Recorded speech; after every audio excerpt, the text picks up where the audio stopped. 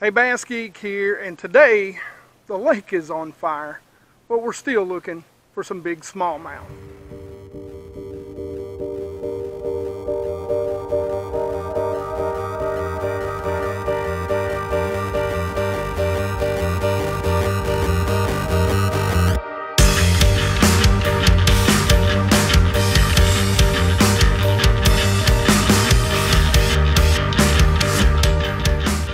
Okay, so I'm going to give you the rundown of the conditions. We're out here chasing smallmouth again on, we'll call this Top Secret Lake S.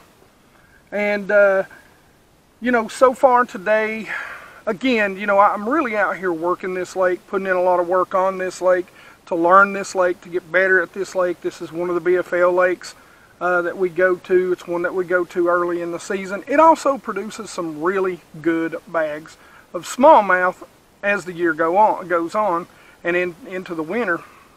And I'd like to catch a big bag of smallmouth. So I'm working at getting better on this lake. I'm really looking, even though we're in fall, I've had a few topwater hits today. You'll see all this. You know, the fish are beginning to move out to their winter homes. So we're in late fall, early winter patterns. There's already some fish out in the deeper water. The shad has moved definitely out of the backs of the creeks. They're on, you know, the ends of the coves are very close to it, all the way out to the main channel. The weather today, starting out, it's going to be a bluebird sky. We're in a high pressure. They're giving about 4-mile-per-hour winds. And that could be just the gusts. Right now, it's going to climb up to the low to mid 60s. But starting out this morning, it is 27 degrees. So it's going to be cold when we first get out on the lake this morning. And we're going to really put some time in.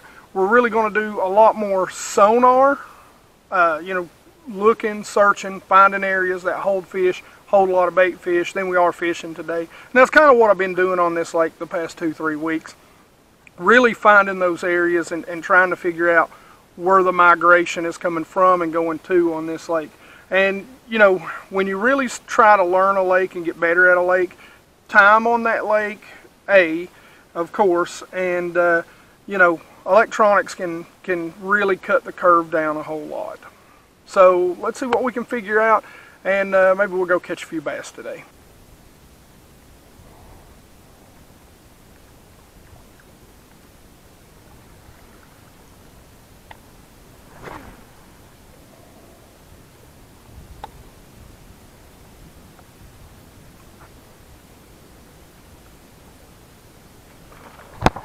Oh.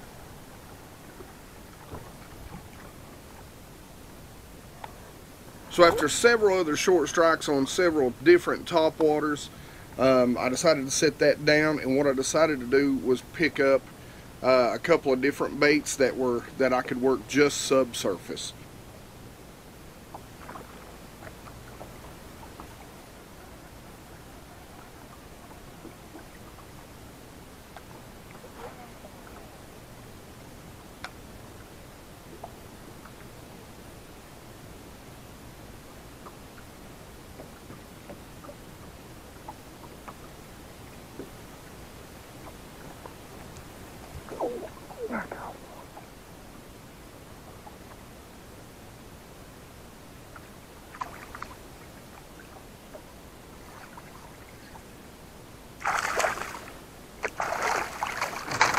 Yes!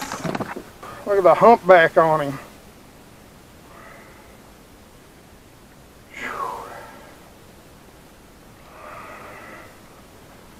So I found a couple other schools up here. You know, I threw that underspin and worked it about 3 foot deep, you know, a lot faster than what I normally worked it.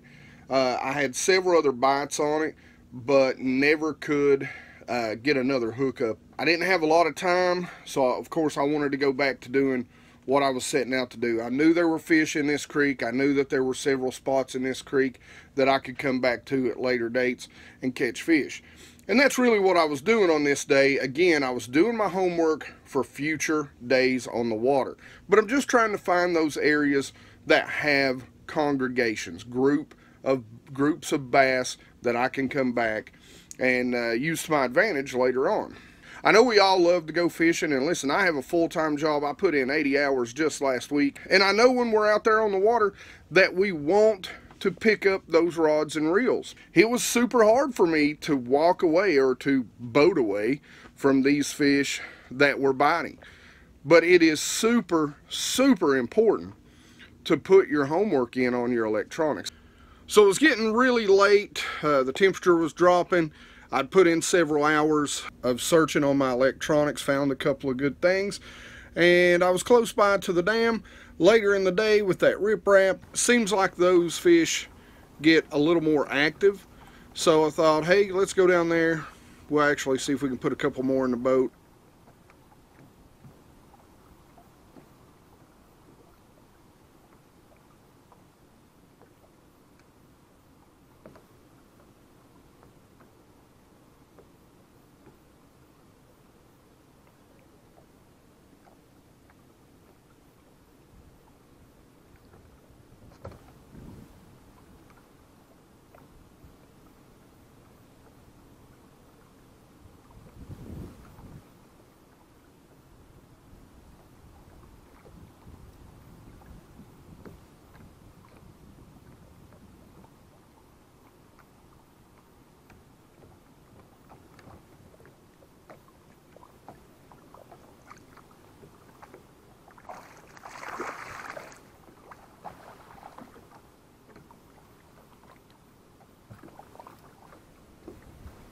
Well, if any place pays off when I just absolutely have to have a bite, the dam will do it for you.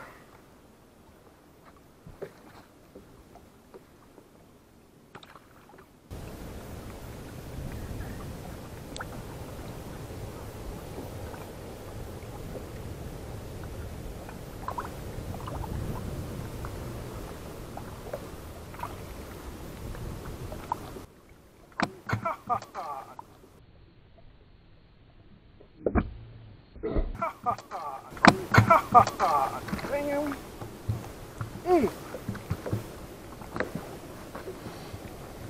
Oh, come here, you little bastard. So you're just little dinks.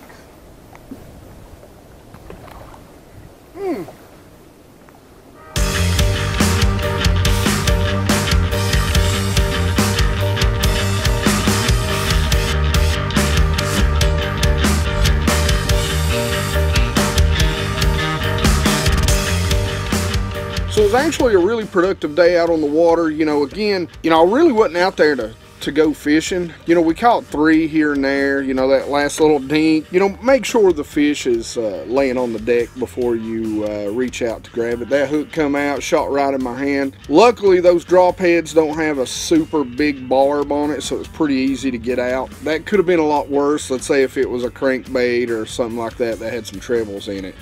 That little dink fish, I should have set him on the boat and reached down and got a hold of him. Had the rod loaded up there, and he just shook off, and it come back like a slingshot straight into the meat of my palm. But like I said, it really was a very productive day. I found a lot of good things. I know I didn't share a lot of that with you. I do actually have a video in the works right now where I show you what it is I look for during the late fall and the early winter when I'm preparing to find these Damiki fish and these offshore fish. But right now, I'm really just out here doing homework on this lake, trying to prepare for that winter bite, because these fish are moving out to their deep haunts. And hopefully I'm going to bring you some pretty decent fish catches and some videos on that as the winter comes around. Alright, so questions and comments in the comment section below. You guys know I love to talk fishing with you. If you've got any questions about anything, even if it's not in this video, shoot them to me. Put them in the comment section below, and I'll do my best to answer them. As always, like it if you like it. Don't forget to subscribe. Please subscribe, guys. We are almost to 6,000. I'm super excited about that, and I appreciate every single one of you, and you guys rock.